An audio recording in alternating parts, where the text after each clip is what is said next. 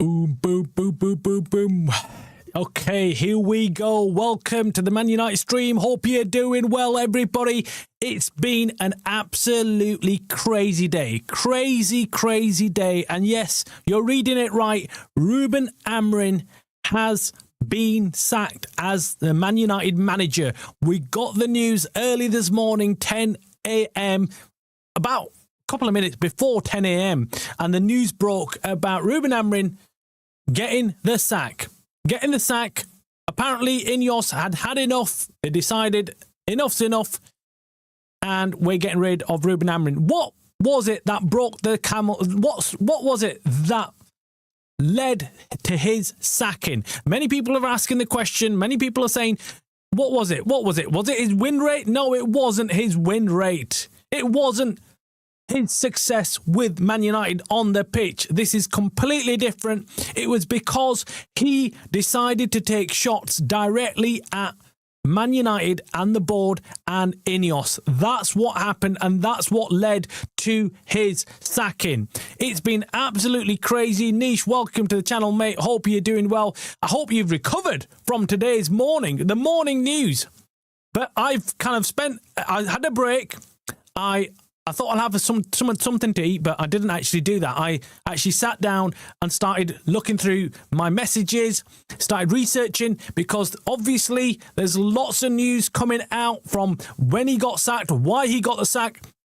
I've got the lowdown. I've got some maybe really interesting news for everybody who's tuning in about when it was decided to sack Ruben Amorim. You're going to be surprised. I've got some crazy news about when it was decided he was going to get sacked. And I've also got breaking news on who is going to be the most likely manager to step into the shoes of Ruben Amorim. Yes, we were discussing this very topic earlier today about who is going to be the next manager. But I'm getting news hot off the press about one manager in particular that's looking like he's going to be odds-on favourite to win the next hot seat. And will he be able to cope with United? I'm excited. As you can tell, I'm excited about this name because earlier this morning, I was having this nightmare scenario where I was thinking, are United going to go and appoint someone like Gareth Southgate, a yes man, someone who's available, who's looking for a job? Are United going to make that big error, big misstep in going and getting Gareth Southgate? And I was worried. I was genuinely worried. I was speaking out loud, but that was my fear. But I'm thankful to report that the news is they're not looking at Gareth Southgate right now. So Gareth Southgate, the name is not being mentioned. And from my sources, what I've heard, what I've got, my phone's been off the hook, by the way. I mean, it's been absolutely crazy. Absolutely crazy. My phone's been off the hook. Neville, welcome to the show. Jim, welcome to the show. Absolutely crazy. Phone's been off the hook. I'm getting messages left, right and centre from people, not all Man United fans, by the way, but people who are giving me information and I'm relaying it to you in real time. So if I'm looking over at my phone, I'm not ignoring what's going on. I'm just trying to keep on top of all the messages. Like I said, early this morning, my phone started going off the hook. Ping, ping, ping, ping, ping. Ruben Amorim's got the sack. News broken. But I'm going to go into a few more details about his sacking. Number one, how it happened, when it happened, when it was decided. And then we can we can go through everything together. Let me just bring up my notes and stuff that I've made. I've been mad at work today. I mean, I feel shattered already. I feel tired. Because I've just been non-stop. So many people were reporting about his win rate and why. Well, that's what some fans are saying. Some fans are saying, look, they're happy to see the end of the Amorim era because he was simply not winning enough games. I must admit, I'm in that camp. I am in that camp of saying, look, I like Ruben Amorim as a person. I thought he was really good, especially with his words in press conferences, what he had to say to the fans and things like that. His demeanour, his emotional side, I like that. He was up front. He was an honest type of guy. I like that. And we saw that yesterday in the press conference. He doesn't hold any punches. He calls out whoever he wants to call out. He sticks to his principles. Whether you like him or not, I didn't like his three at the back, but clearly he stuck with that, and you've got to give him credit for that. Okay, you've got to give him credit. The guy's got balls. The guy sticks to what he knows and is adamant that his way is his way, and that's it. So you got to give him credit for that. But unfortunately, we have to call out also, we have to point out, it's not essentially calling out, but we see his win rate, we see his record at United, and look, it's simply not been good enough. It's simply not been good enough. And when yesterday after the press conference, we heard from several different journalists saying the same thing. Look, this guy hasn't got the credit in the bank to be making shots, taking shots at INEOS, because they're going to look at his win rate and get rid of him. They're going to get rid of him. He's actually opening up a way of getting the sack. Is he actually looking to get the sack? That was my question. I was thinking, well, was he already looking for the sacking? Was he hoping that he gets a sack? Now, the most interesting thing is, this is what I've read just before, and I thought this is crazy. So about his sacking. Now, Ruben Amorim's sacking, the decision was made pre the Leeds match, before the Leeds match, after the blow-up in a meeting on Friday with Jason Wilcox.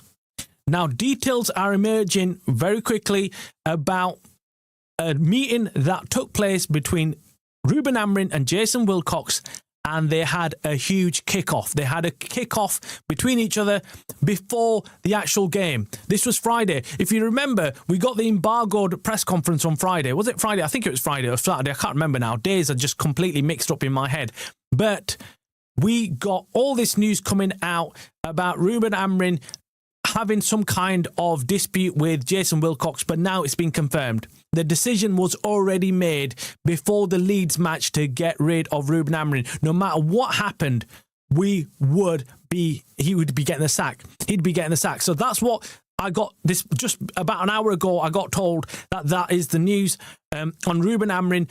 And the other thing was, apparently, Ruben Amorim wasn't surprised. He wasn't surprised. Ruben Amorim is not surprised by what's happened today. He could see it coming. He is back with his family now and will probably go away for a few days. He was optimistic that Manchester United would finish in the Champions League places, and form would improve with the return of players from the AFCON. So, we heard that as well. He told us that yesterday in the press conference before that. Look, I'm hopeful that once the players come back, we will go again. We'll go again, and we'll succeed. We'll start playing good, and that's what he's essentially he was saying to everybody. Even in the press conference yesterday, he did allude to the fact that, look, everything's going to go back to normal. We're going to be fine. We're going to be fine. But yes, we are now in a situation where we obviously got the sacking this morning, and things are moving rapid style. When I mean rapid, I mean they are moving quicker than I actually thought. I thought this morning that we're gonna see the Burnley game. We're gonna take it easy.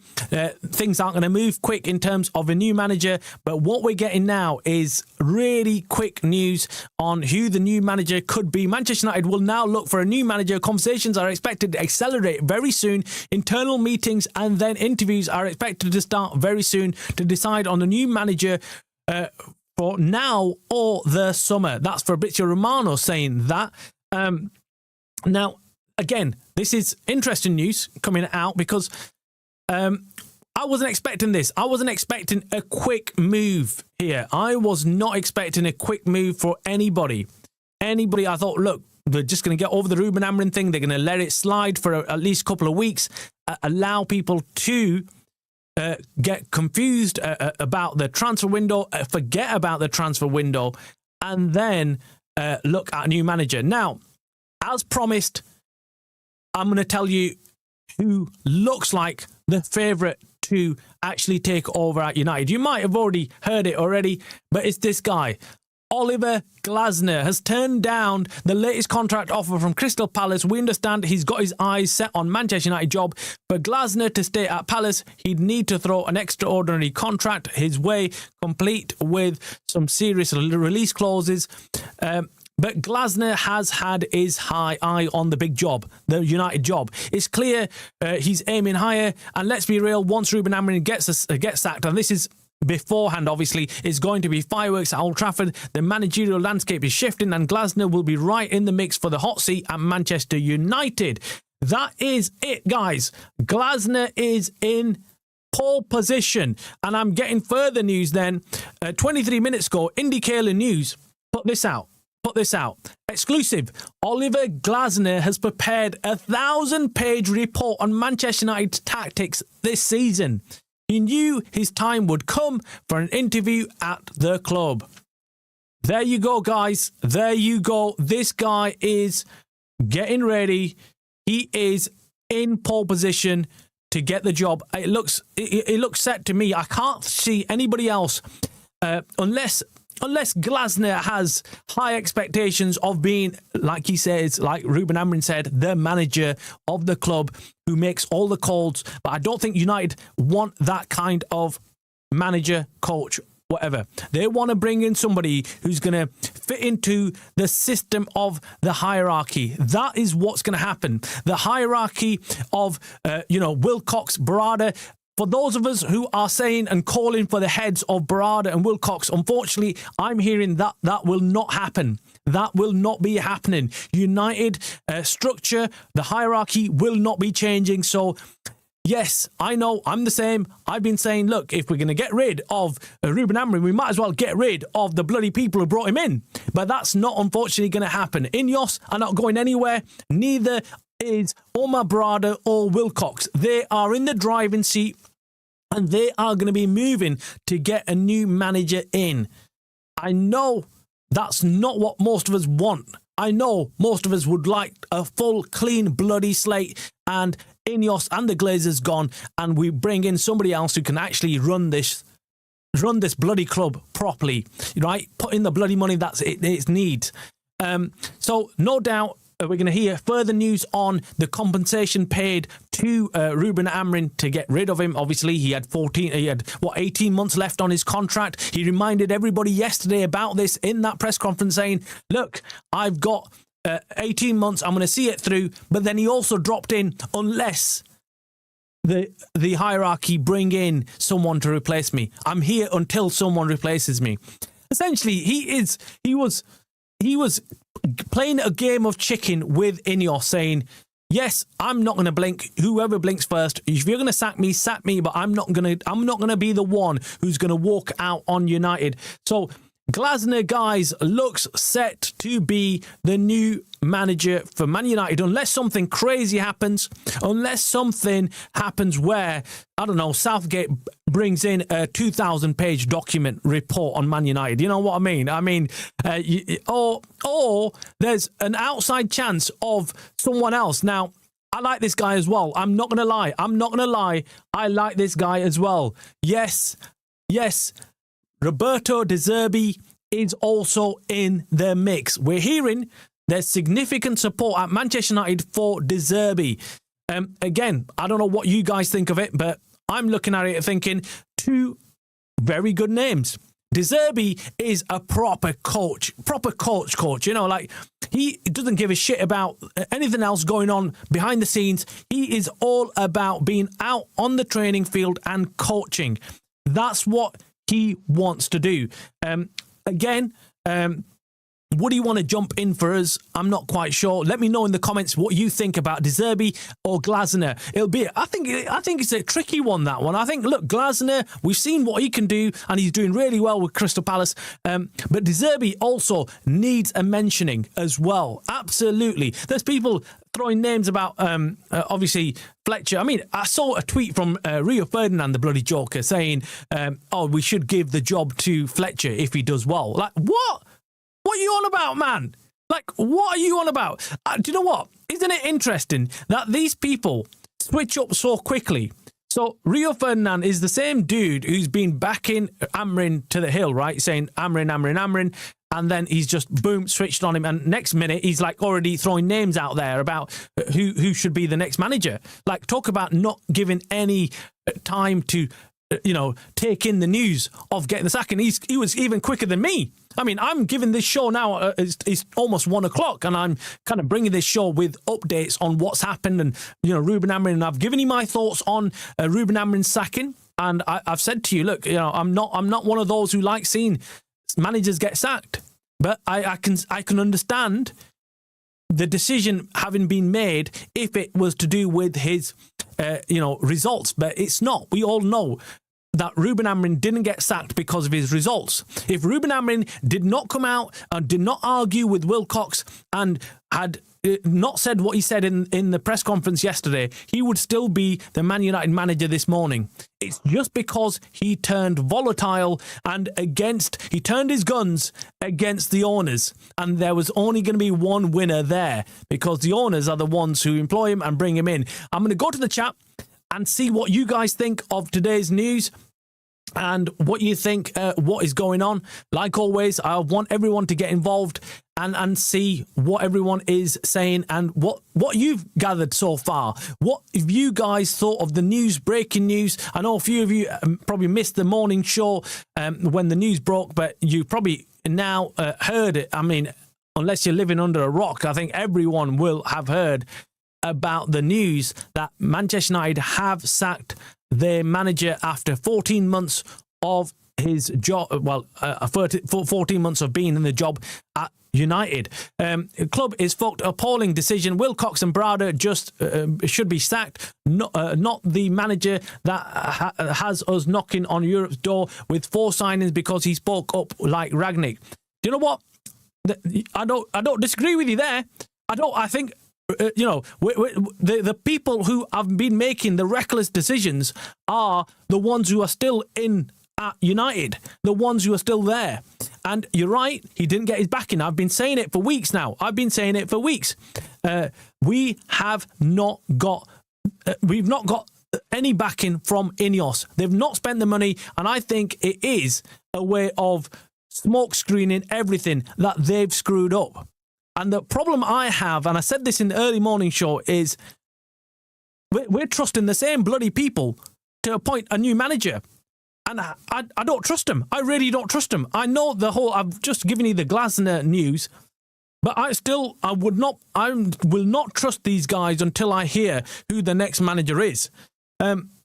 This is an utter disaster financially. All that progress lost. Highest expected goal since Fergie, outside of getting back to Europe, and goal difference alone. Clueless owners. Some fans genuinely happy about it. Glazers bootlickers with unrealistic standards and expectations. His win rate was so unfair to talk about. 50%. That data was from when was forced to join. Yeah, look, I said that yesterday. I did say yesterday, we forced the dude to join. I mean, we brought him in. So, yeah, we can argue. We gave him that season, and it was, we wrote off that season. It wasn't as good as, he said. Good luck, my coach, in future. Yeah, look, he'll get a job. He will be fine. Like I said, he will be fine. He will not struggle getting a job. No patience from the fans, as per Fletcher. Will just be another INEOS yes man. Any fan celebrating this, you need to understand football and then come back to me. Utter joke. So Neville, of course, if you don't know Neville, he's been an avid supporter of Ruben Amorim, and he stuck by him. And I respect what he's saying. Because you have to agree the manager's been left out to dry. He's not got the signings. And I said this earlier. We need to look at the bigger picture. The bigger picture is that INEOS haven't backed their man. They bought him in under pretenses. I did a whole show last night about how Ruben Amorim has been lied to, and hence why he's kicking off now. He's kicking off because he was brought under false pretenses to United, and everyone's like, right, come to United, and look, we're gonna give you everything you want. We're gonna give you all the players you want. And I do not for 1 second believe that he told United that he's not going to play 3 at the back. I believe, in fact, it was the opposite. He insisted that the only way he's going to join Man United and become the manager or head coach or whatever you want to call it is that if he's allowed to play his way and his way only. And they agreed with it. But then as soon as the shit hit the fan, I think they've turned on him, and they've turned on him big time. That's what it is. They've turned on him big time. And look, you can't deny that they've lured him in, and they've not given him the players. But now I'd rather get an interim and get a permanent manager in the summer that can be able to have a transfer window and pre-season to prepare for the next season. I would agree with that one, Dave. I think that's a more sensible approach to this problem right now.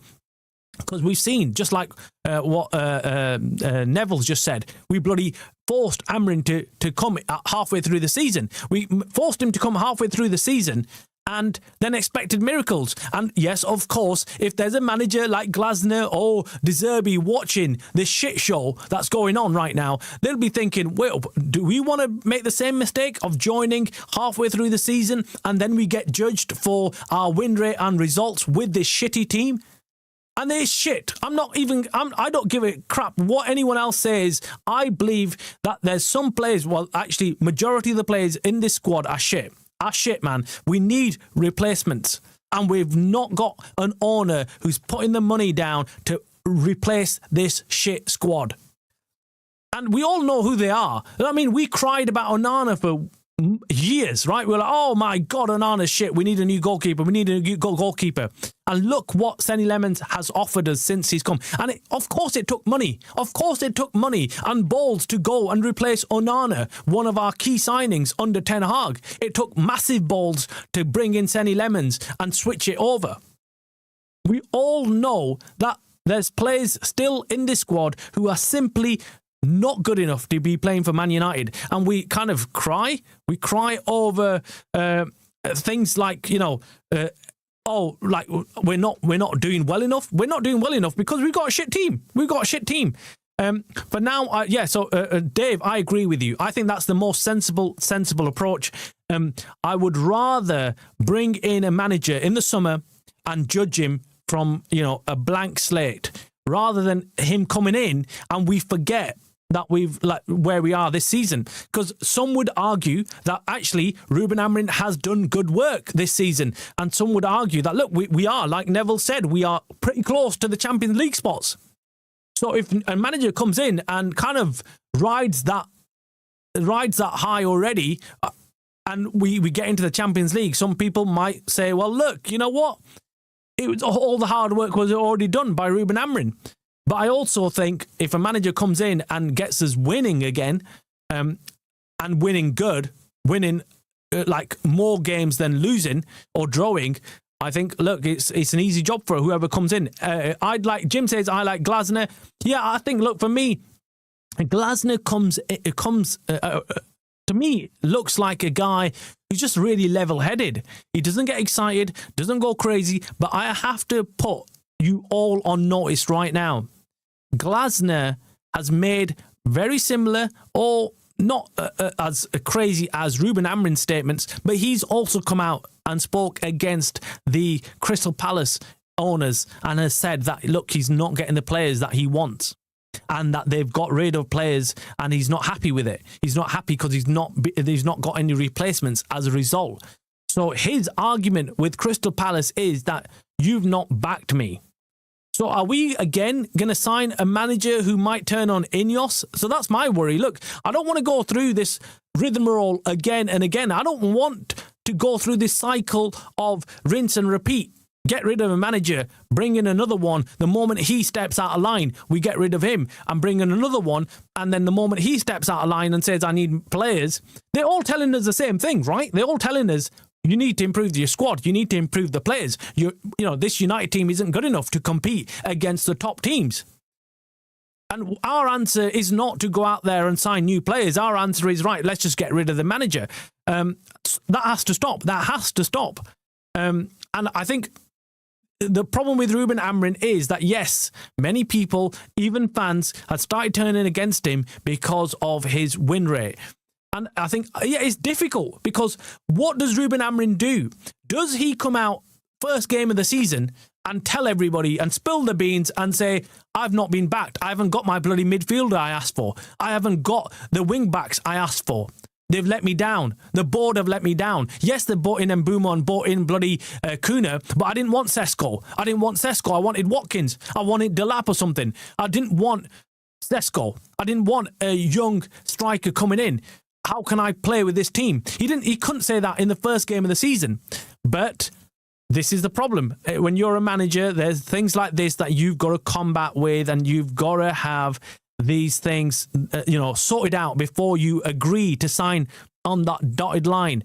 They just want to say, yes man, Travis, this hierarchy don't know the first thing about football. Yeah, I said that this morning. I said that. We were all agreed. I think Nish and everyone, we were all in agreement that, look, INEOS are looking for a yes man, hence why we were worried that the first option will be Gareth Southgate, because he will be the perfect yes man for Wilcox and Barada and Jim Ratcliffe. I mean, they all probably get hard-ons just thinking of Gareth Southgate, because they love him. They love him. You can see bloody Jim Ratcliffe loving Gareth Southgate. You know what I mean? He's that kind of guy. Want someone steady Eddie, someone who's not going to come out and make any crazy statements to the press, not going to question his authority and things like that. And that's what the owners want. I believe if it isn't for the pressure from the fans, I believe they would definitely go down the route of Gareth Southgate. I think they know, doing their research and their PR research, they would have already worked out that Gareth Southgate going down that avenue, we're going to get a massive backlash from the fans. The fans do not want that. But do you know what? I wouldn't put it past him. I still wouldn't put it past him. I know Jim didn't want to hear it this morning, but I'm telling you, you know what? Anything's possible right now under this Glazership ownership, right? But we can predict what they will be most likely to do. Glasner doesn't necessarily always play a 3-4-3. He usually adapts to the players he has. Yeah, he does. I think he favours the 4-4-2. Yeah, we've heard that previously, that if he came to United, he would play a 4-4-2. That's what many people have confirmed as well. That isn't how it works, though. If we thought we'd get is it Hoyland, Gyökeres for Sporting, Hodgman from Sporting, Gyökeres from Sporting, plus more, we get none. That barely means anything. Absolute ridiculous.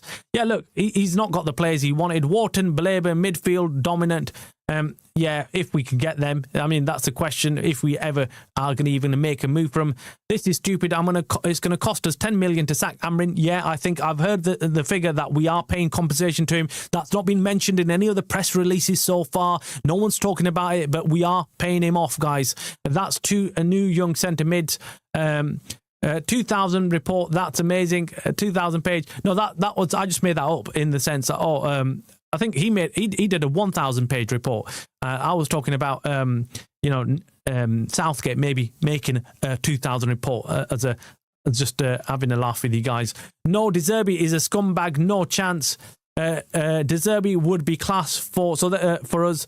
Yeah, so different opinion on De Zerbi. He doesn't give a shit. That is where the issues lie, Travis. De Zerbi is the only manager that wanted Greenwood after the fact that he wanted to sign Benjamin Mendy. Keep that monster away from United. Nish says, don't want De Zerbi. Glasner for me will bring Gui and Wharton. Rio is an idiot. He wants to give Fletcher the job. Rio is on the payroll. Rio is my mates come first. That's what it is, isn't it? He's one of those guys, isn't he? He just wants full access to everything. Wants to be able to interview the likes of the managers at Man United. He's had access to the club so far as well. Let's be honest. He is on the INEOS payroll, as many have claimed, saying that, look, to get that kind of access to the manager and players, you definitely need to be doing that. Glasner has a 1,000-page tactical book of improving United. We also heard Xavi has been watching many Premier League games since he left Barcelona, and he knows how he'll coach United to be good. Yeah, that's before even this news today, that has already been flying around on Xavi. He was interviewed during the summer, and he let loose that he's really interested in watching Premier League football, and essentially he was touting himself as a possible manager for a top Premier League club, and many thought that would be Man United because his kid was running around whilst he was being interviewed in a Man United kit. So that if you put two and two together, that's what many people thought. The one thing about Glasner is if he joins us, he'll bring Wharton with him. Do you think, Dave? Because if that's the case, we might as well sign Glasner right now if he's going to bring Wharton with him. If he's bringing Wharton with him, I'm 100% behind the Glasner appointment. If he's bringing someone like Wharton with him, I just can't see that happening, though. I can't see him having that much power bringing Wharton with him. They played together. He's just been nice about his old teammate. It isn't that deep. Xavi is never happening. That's as daft as Zidane will be it will be a manager. This is good news for the Brexit fans. Well, look, I don't think Xavi's happening. I think it'll be an outside chance. I said this morning. I think you went on the stream this morning, Dave. Not Dave. Sorry, Neville. Which is that they're not gonna. Xavi's essentially another Ruben Amorim, right? He's gonna question the board. He'll be his way or no way, and they just want someone who will just do his job and not interfere with anything that they want to be dealing with. And that also applies to any transfers, any players going out, coming in. They don't want the manager to have any real say in that, which I don't agree with. I think surely any coach or manager that comes in has to have a seat at the table when it comes to who's coming and who's going. In fact, he should have the majority of the say as what's going on. You should have checks and balances. You should have people behind the scenes making sure the manager's not making crazy decisions like signing some washed up players, but they should also listen to him and make sure that he is he has most of the say. So, because he's the bloody one that's going to be coaching them. He's the one that's going to be working with them. He's the one that has to cook with the players. His job's on the line, as we've seen with Ruben Amorim. Wilcox and the flipping others just hide away, don't they? They hide away, despite giving all the... Wilcox, we heard this morning, was responsible for a few of the signings. He's the one who's pushed on a few of these signings. Sesko was his signing. And... well, if you're giving Sesko to Ruben Amorim, and Ruben Amorim's thinking, well, what the fuck do you want me to do with him? Do you get it? I wanted an experienced striker coming in. Crazy stuff, man. Crazy stuff. Dave says he'll for sure influence Wharton to join. We have a better chance of signing him if Glasner is with us. Well, if that's the case, look, I highly rate Wharton. I think if we got any chance of signing him, let's get him in. Let's get him in. I do what you're saying, though, Neville, because also Jekras didn't follow him to United, yet he was his manager. Yeah, I remember that being a bit of a weird thing as well. I remember thinking, wait, that's a bit strange. Why would he not follow him? Why would he not follow a top manager to United? So I found that strange as well. Travis, mate, apologies. I'd wished I'd seen your stream last night. Sounds like one I could have just sat back and enjoyed and listened to. Apologise, I'm totally crashing out today. Now, mate, I get what you're saying. But I did a whole stream last night about what's coming. I must admit, I even surprised myself this morning that I did that stream. But if you look back a couple of days, you'll see that I've kind of seen. I saw this coming, and I started reporting it. And last night I did a stream about how Ruben Amorim had been let down by INEOS. It was clear. It's clear, and no matter which side of the fence you sit on, whether you wanted Ruben Amorim out or whether you didn't, you ultimately need to hear this. You need to understand where the owners are taking us. And it's important because if we go on and bring in another manager and have a repeat of what INEOS have just done, then unfortunately we're going to be here back again at this same point in another year or two. We're going to be talking about the same thing. Another manager getting the sack. Because you can't have a manager come in or a coach come in and then not back him. So for me, yeah, last night's show, it was very important, mate. It was key. It was key to what's happened in today. INEOS are going to turn on any manager. Yeah, I just said that. It's awful. The fans should be boycotting Berardi, Wilcox, but half of the fans are genuinely happy. Look, I think they're happy in the sense of, yeah, they've got rid of someone who's not been doing too well in terms of winning. But I just feel like, we might be slightly short-sighted here. We might be thinking, right, INEOS might bring somebody who we like, but they might not. They might bring in a yes man. Time for Slot to be sacked. Sack him ASAP. Akash, the Liverpool fan. What are your thoughts on this, man? I mean, from the outside in, what do you think is going on here? Slot going to get the sack? I mean, do you know what? It's been a crazy, crazy couple of months. I mean, this Premier League season is one to remember. I think it's going to go down in one of the craziest season. I mean, no one's outright winning things. I mean, Arsenal, yes, they are, but everybody else is just kind of playing games and not winning. It's absolute chaos. Slot, I can see him getting the sack, man. I can see him getting the sack. Clearly, if there's any manager in the Premier League that deserves a sack, it's Slot right now, having gone and spent all that money and dropped off to such a degree from winning the league last season, and now that team does not look anywhere near like they're close to winning a league. How can that happen so drastically? And you can't even argue that he's lost any key players. I think, what was it, Luis Diaz? And that's it. Who else did they lose? I can't think of what is it? Right back, Trent. They lost Trent. Okay, I think we maybe have underestimated Trent, but Slot has been awful. Oh my God! Please don't even mention Southgate word. I've been through enough. Travis, please. Look, I'm just giving it like it is. I said to Jim this morning. Look, we have to concede that we might end up with someone like Southgate under INEOS. It wouldn't surprise me. It wouldn't surprise me that we end up with someone like Southgate. But I mean, I'm filled with a little bit more confidence. that Glasner is the name that's come out of the traps first. So Glasner is the one that everyone is hedging their bets on. All the people are saying he is the one that most likely will end up being the Man United new manager for Man United.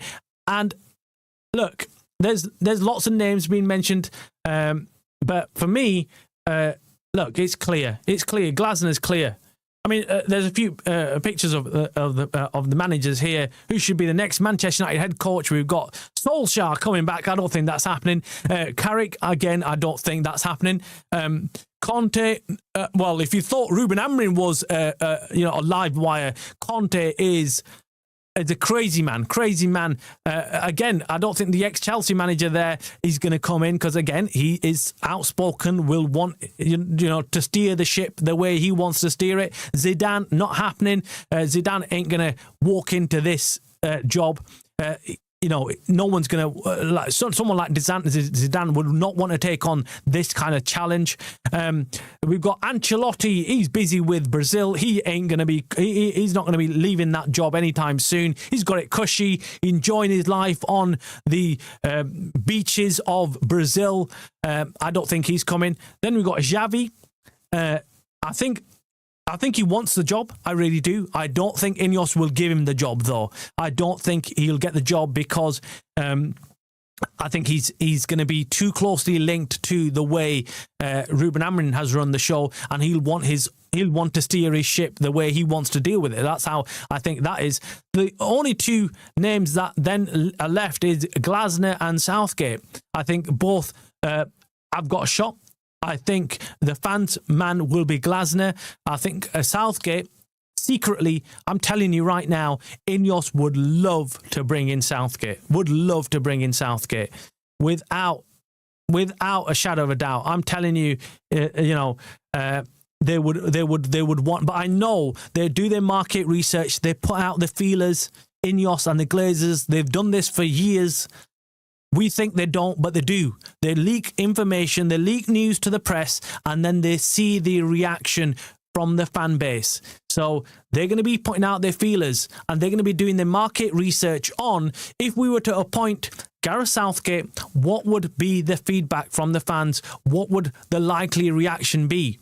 And if it's too volatile, too toxic, and the backlash is just too much to handle, they're going to walk off, and they'll walk off and see someone else. I think they're going to do their market research and find out that Glasner is probably the most neutral manager to come in. But I think you're right. I think you're right. Who was it? Who made that comment? Dave. It was Dave. I think, Dave, you're right about him coming in at the end of the season. I think INEOS have learnt that bringing someone in halfway through the season doesn't necessarily work.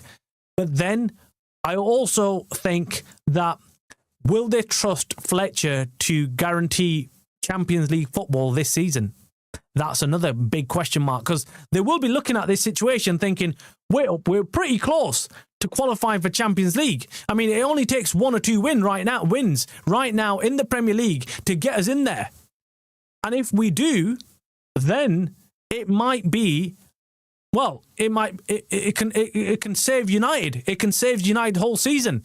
And we can maybe look back at this and people might say, well, it was the perfect timing. It was perfect timing to get rid of Ruben Amorim. That's what people might end up saying. It could go 2 ways. Travis, you're filling me with hope with Glasner, but I'm sick. A sickening feeling is going to be Southgate. I think it's more likely to be Glasner. I think it's more likely to be Glasner. Akash, it's crazy what Sobzo can still do from right back. He's an undeniable player, but the fact is, taken a slot 5 to 6 months to realise that. Yeah, look, he's having a crazy season. He's actually been their best player. Realise that Wirtz should be played as a left-sided number 10, like at Leverkusen instead. I think Slot doesn't know what to do with all the players. He doesn't know what to do with any of these players. Aka says he's playing 2 right backs together and subbing both to keep Sobzo at the right back. Winger was a striker yesterday, and midfielders were wingers. It's crazy. He doesn't know. It's an embarrassment of riches. That's what it is. He's just got too many players, and he's trying to squeeze them into all sorts of positions. Southgate would be a riot. Doesn't Glasner play a 3-4-3? Well, he's currently playing a 3-4-3 at Crystal Palace, but I think he's on record as saying that if he moved anywhere else, he wouldn't be playing a 3 at the back. And he's quite fluid. He would play 3, he'd play 4. He's not someone who's saying, this is my way of playing and that's it. So he's a different type of manager to Ruben Amorim in that way, because he's always been clear that, look, I adapt to my players, I adapt to my surroundings, and I can guarantee you that if he gets the job, they're going to make that clear to him. They're going to make that pretty clear to him that, mate, you're coming in, but you're not playing 3 at the back. And we know this because that is supposedly what the argument was between Ruben Amorim and Wilcox on Friday. The argument that led to the sacking of Ruben Amorim was all about the formation. Apparently, Wilcox came in with his big dick energy and said, I want you to play a 4-3-3 formation. And Ruben Amorim said, no, I'm not doing that because, this is the way I want to play. You're not the manager. You're not in charge. And clearly they've had some discussion about, you're the head coach and I'm the man who dictates to you how United should be playing. And Ruben Amorim clearly disagreed with that, and hence why he came out in the press conference yesterday and went off about being the manager and not the coach. Crazy stuff going on, guys. I mean, I can't keep up with it right now. I really can't. The win percentage, look, the problem is, if we look back at Ruben Amorim's win rate, and I've been saying it for months. I've said, look, I like Ruben Amorim, but I can't defend his win rate. I can't defend his record at United. And I know that's mixed up with lots of other things going on at United. Like he came in halfway through the season and he was doing all sorts and stuff. But even with the players that he's got, and I accept their shit, but they're not as bad as Ruben Amorim's win rate suggests. That's my issue. Even a shit manager or a manager should be able to get better out of these set of players who are all international footballers, by the way. All international footballers in this United team, all are at a level where clearly they're good enough to play football. And they should be beating the likes of Wolves. So when we look back at the Wolves game, let's allow the Leeds match. For me, that's where I stand on Ruben Amorim and why I'm not surprised that he's got the sack and why I feel like, look, he is someone that should have done better. He should have done better. Now, I'm going to bring up a graphic for you guys to look at. And I think it kind of speaks for itself. It speaks for itself on why Ruben Amorim, why he didn't have credit in the bank and why the board made a decision late last night to cut ties with Ruben Amorim. We know after the press conference, he went, obviously he did the press conference, and we know that the ball started turning immediately. An hour or two after Ruben Amorim's press conference, I've got a source that confirmed that INEOS convened an extraordinary meeting or whatever that is, and they were, not in person, but via video call or whatever. They spoke about Ruben Amorim's future and made that decision. They made that call. But of course, this is ongoing, not from just yesterday's press conference. This was actually what happened on Friday and the kickoff that he had with Wilcox, and then his outburst on the press conferences.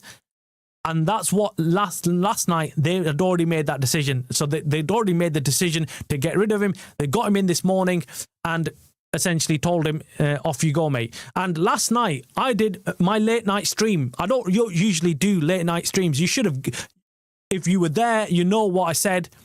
And, I have to say I was 100% right. Being cocky is not usually my forte, but I'm going to tell you, I was 100% right. I told you last night, and that's why I did that stream, because normally I wouldn't do a stream that time of night. You know what I'm like. I'm quite lazy. I'll do one or two streams, maybe. Yesterday, I did 3 streams back to back. I did the watch along. I did another show discussing his press conference. Actually, a reaction, and then I did the stream last night about Ruben Amorim and how he's going to get the sack. And I called it. I said, in the morning, he's going to be sacked. Monday morning, I'm going to go and clip it, actually. I'm going to go and find out if I can clip it, because I said Monday morning, he's going to get the sack. 10 o'clock, he'll be sacked. And that's what happened. Anyway, so Neville, yeah, you should have watched that, and you wouldn't have been surprised this morning. You wouldn't have been surprised. Anyway, this is the graphic that I've just been alluding to. So that's the win rate. Now, I know it's superficial in some aspects. You can say, look, it doesn't factor in that he came halfway through the season, and it doesn't factor in other things, INEOS and the Glazers and whatnot, and, the current team. But that is simply not good enough, guys. That's not good enough. Even if you take it up to 40%, even if you give him 40%, it's still not good enough. It's still not good enough. When you got David bloody Moyes up there in 52%. I mean, David Moyes, guys. You got Ten Hag at 54%. I mean, Ten Hag, and I was not a fan of Ten Hag, right? You're looking at Ten Hag, and I was Ten Hag out for a long bloody time. I'll tell you straight. I couldn't wait to see the back of him, because I was just sick of his shit. I'll tell you. But look, this is it. This is what most fans are looking at and are justifying their sacking. They're saying, well, look, this is it. This is why, they're not feeling like they've lost a great manager this morning. They're not looking at it as, oh my God, what have INEOS done? They're looking at it as well. This was expected, and let's move on and get someone else. Let's get someone else in. And yeah, most fans are pushing for someone like Glasner to step in. Yeah, look, everything I'm hearing is Glasner. It could change. It could change without being too crude. We could end up with flipping. We could end up with Southgate. We could. But I don't think that's happening. But one thing is, my thoughts go out to the players who are currently injured, who are currently on a international duty. Can you imagine what's going through their minds right now? Like what they've seen? I mean, it must be absolute madness right now in their lives. They must be thinking, what the hell, man? We literally step away from the club and look what the hell's going on. That is it. Akash, that's 100% right. The problem, bro, we should have kept Ragnick years ago. Amorim was our second chance. Clueless board. Well, it's funny you say that. That's what we discussed this morning. I brought up the ex-managers of United. I tweeted out actually all the list of all the managers since Sir Alex Ferguson, and a few of us picked out Ragnick as the guy, as the guy who could have changed things. So it's interesting how quite all of us are in agreement with Ragnick. I get what you're saying, Travis. Even with an awful system, United should never be losing to Grimsby. The players should have made sure that we beat them. Yeah, exactly. That's all it is. Look, I'm not coming from a negative place here, by the way, guys. Right? I'm not saying. I've never been the kind of guy who says fucking get rid of managers and sack them.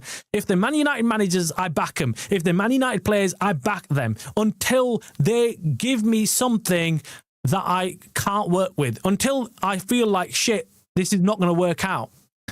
And I'd been saying for months, I like Ruben Amorim, but he's not helping himself. He's not helping himself, and the results that he's getting against the likes of, we've just seen Wolves, we saw Grimsby. Look, they're not going to work in his favour. It was already difficult to defend them kind of losses. And you can't call them blips either, because a blip is once in the season, right? It's a one-off freak match where we've played against Grimsby, where we've played an absolute shit team full of like nobodies, and we've lost. But if you look back at that Grimsby game, you have to accept we had a decent team playing against Grimsby. We had, I wouldn't say a B team, but I think it was somewhere in between the first and the second team. We didn't have shit players playing. And we got destroyed. And that, for me, okay, you could argue, okay, that's a blip then. Okay, let's say that's a blip. But what about the rest of the games that we've been losing? The Everton 10-man show at Old Trafford. I mean, you could argue, okay, if they were playing at home and they've got their crowd on their backs, they get the extra lift. But they were at Old Trafford. Again, the same thing with Wolves just the other night. And you can see it happening, can't you? We're going to play Burnley next.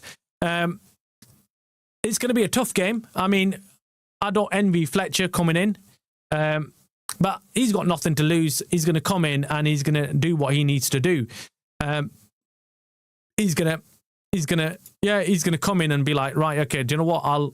I'll give him my best shot. He might even play his sons.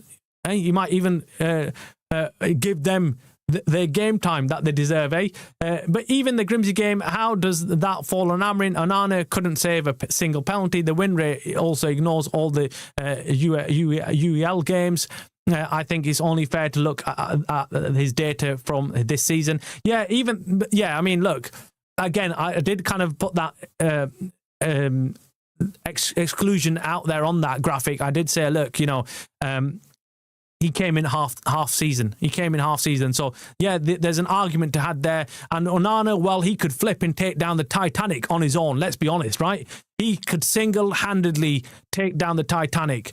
You put him on he's like a secret secret bloody atomic bomb, isn't he? I mean, you put him anywhere and he'll destroy everything. So, I mean, for United, my God, was he shit? Was he shit? Was he awful? And that Grimsby game, yeah, I remember what Onana flipping did, yeah. It's crazy. It's crazy. With Rangnick, even if he wasn't to be our manager, he should have been given the director of football role. Absolutely, absolutely. I said that at the time. I was like, why the F are they getting rid of this gem? He was a bloody genius. He was bloody good, and we got rid of him. The position, since he knew the profile of players we needed at the time. Yeah, imagine him having been as the director of football at United. I mean, we would have been cooking right now. The guy knew exactly what to do, and it's like we're going back in time now. We're looking at Rangnick and we're like, oh my God, he said that all that time ago. And we all know we need that. We need that. We need that open heart surgery. No problem, Neville, mate. Hope you're doing well. Catch you later, pal. Damn it, I promise I'll watch your morning stream when I get home. Travis, sounds like it's the evening stream. I need to take, yeah, Akash, see you later, mate. Yeah. It's last night's stream. Watch it.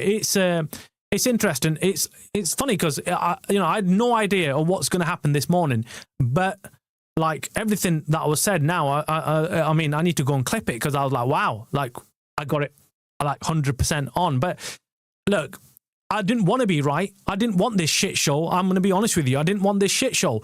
If I had a choice as a Man United fan, I would have loved for United to be going out right now and talking about signing Baleba, Wharton or Anderson, going out there talking about signing some exciting players to bring into this squad and we can cook. That's what I honestly would have liked this morning to be. I wasn't expecting to be sat here discussing Glasner as a possible next manager for Man United.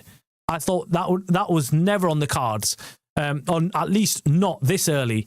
When INEOS appoint the next manager, they should back him. The fan base clearly won't stand for the incompetence again. Right now, it looks really bad for INEOS as co-owners. You say that, Dave, but do you know what? I'm thinking back to Rangnick. I'm thinking back to Solskjaer. I'm thinking back to all these times we've got rid of managers, and we've said, oh, the next time we will kick off if the same happens. But when the next time does come, we all sigh with relief that, okay, something's going to change now. Because as fans, you always, when things aren't going right, you want something to change, anything to change. You get desperate. So even if you like the manager, but then he ends up getting the sack because things aren't going right, you cling on to that little bit of hope that things might now finally change. We might actually start watching United cook. But it's unfortunate that doesn't actually happen as we dream it to happen. Things are not as clear cut. They're not as black as white as we think they are. So when it comes to appointing a new manager and he comes in, we all know what the rigmarole is like. The new manager will come in and he will say, I need my players. I need my set of players. And I want to play. There's no manager really that comes in and says, brilliant, I've got a brilliant squad here and I'm going to cook with this squad and that's it. I don't want any new signings. Unless it's bloody Gareth Southgate. You know, he might end up saying that just to get the job. He might come in and say to INEOS, look, you don't need to spend any money at all. Just leave me with this squad and I'll play 10 defenders and that's it. We'll enjoy our football. And then just give me young players from here on in. Don't go out and sign anybody.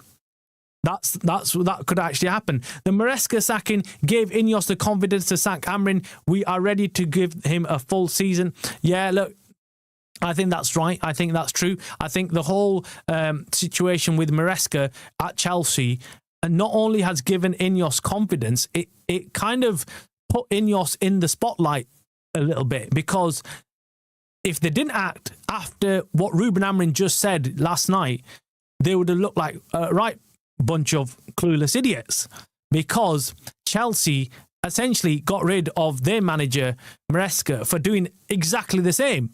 He called out the owners. He called out and said, I'm the manager.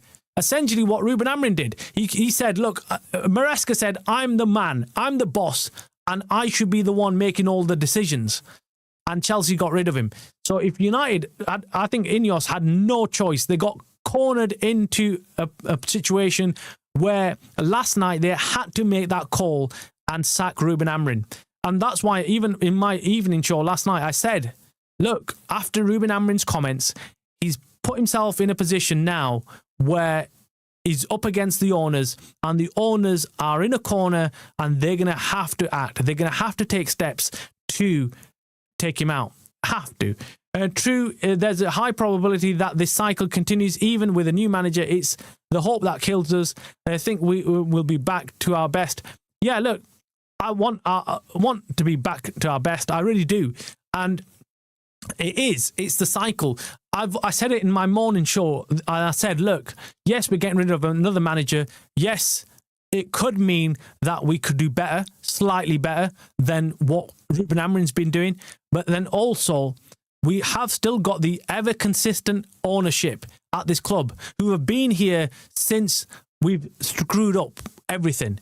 The Glazers have sat here and overseen the worst ever time as Man United, in recent history, right? And the same goes for INEOS now. They've come in and they've really not made any significant changes where you could argue that, look, INEOS have come in and changed the entire way United look. They haven't.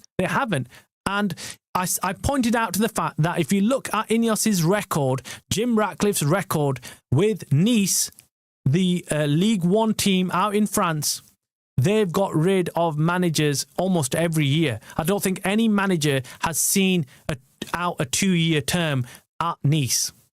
And, well, Ruben Amorim survived, 14 months? So almost 2 years, and then boom, he's gone, isn't he? He's gone. So yeah, let's see, man. Let's see what actually happens. Adrian, welcome to the channel, mate. Hope you're doing well. Amorim was sacked due to friction with the board, but his win rate was appalling. Yeah, absolutely. I think I made this statement earlier this morning. I said Amorim wasn't actually sacked due to his win rate. They were actually happy. This is the worrying thing. The fans were kicking off about the win rate. Us fans were saying this isn't good enough. This isn't good enough. The win rate is simply not good enough. But INEOS were backing him. You remember Jim Ratcliffe not long ago said he's got 3 years. We're not bothered about him losing and not winning games. He's got 3 years to get things right, and we're 100% behind him. That's what Jim Ratcliffe said not long ago. What was it, a month and a half ago or something? He come out with that shit. But what has led to his sacking is the friction between the board, between INEOS and their puppets in the background, the Wilcox, the Omar Bradas. That's what has led to his sacking. And I said this yesterday. I said, look, it's not going to be his win rate. It's not going to be his tactics or anything else that are going to get him the sack. But the moment he spoke out against the ownership and the moment he went volatile yesterday, he's going to get the sack. He's going to get the sack. There was no other way around it. There was no other way it was going to end up, but he's going to get the sack. Another thing is going under the radar is that Luke Shaw has survived another manager. Oh my God. Yeah. Do you know what, Dave? This is it. This is what I've been pleading with all the fans. I've been saying that, look, this is the big problem we've got. We've got the same suspects still sat here. Luke Shaw, Casemiro even. We've got these players who've sat here and are just going under the radar. They're surviving. They're putting in a decent performance here and there, and they're surviving. They're surviving another manager. Another manager's come and gone, but yet they've not been able to get rid of the usual suspects. We all know who they are. And yeah, I've got to the stage now where I just think, oh, forget this. Anyway, guys, I'm going to leave it there. We've gone over the hour mark. I always come on saying I'm going to keep it short. I'm going to keep it simple. We're going to do a 20-minute show. But once you get cooking and once everyone else is jumping on, making their viewpoint heard as well, I feel like I have to give you that airtime and give you the opportunity to have your say about what's going on at United right now. And of course, today is one of those days where you want everyone to have their say. You want everyone to be able to speak out and say it like it is, whether they're happy with Ruben Amorim gone, whether they're not. It's about getting things off your chest. It's about speaking to what you feel like should be the next steps taken by INEOS. Now, I feel like there's a consensus here that everybody wants to see a decent manager come in. No one wants to see someone like Gareth Southgate come in. Everybody wants to see exciting football at United. Everyone wants to see a manager that comes in, someone like Glasner, someone like that, who comes in and actually gives us something to cheer about, something to go out and watch and say, yeah, we're back behind this manager and we want to see United get into them bloody Champions League spots. And look, will it happen? Will it not? Will Ruben Amorim... The problem I had was I was saying, look, will they go and actually sign players this January window? And now that's kind of out the window because, they weren't ever going to sign anybody in January because they were never going to back Ruben Amorim. But anyway, guys, I'm going to leave it there. Those of you who've joined, guys, please make sure you hit the like. And if you're not a subscriber, it doesn't take any money. You don't have to pay anything. You just have to hit that subscribe button and you become part of this fast-growing Manchester United community. This is going to be a crazy year for the Man United stream channel. We're going to grow like crazy. And with your help, we're going to smash that 10,000 subscriber mark and hopefully get to a lot larger size in subscribers. We're going to be crazy. So you better hit that subscribe, hit that like. You're watching the Man United stream channel. I've got Luca. I'll put your chat on before I leave. Let's go. Bro, do you even know your team lineups? There are names like Dogu, Morgu, Amadou, Babdu. Come on. Now, disrespect. Even if Man United's manager was prime paired, they would never sniff even Europa League football. Well, Luca, I'm going to leave it there, man. I'm going to leave it. I don't know what you're saying. I don't know what you're saying, man. But I'll let you have your say. I'll let you have your say, man. I'll let you have your say. Let's hope that we get some good news in terms of managers in the next day or two. Fletcher, Wednesday. I'll be back actually later on tonight with another stream and we'll discuss obviously all today's news and what's been going on and hopefully find out if there's any further news on who's coming in, who's not coming in. It's going to be crazy. It's going to be crazy. Thank you guys. Take care and see you later on tonight.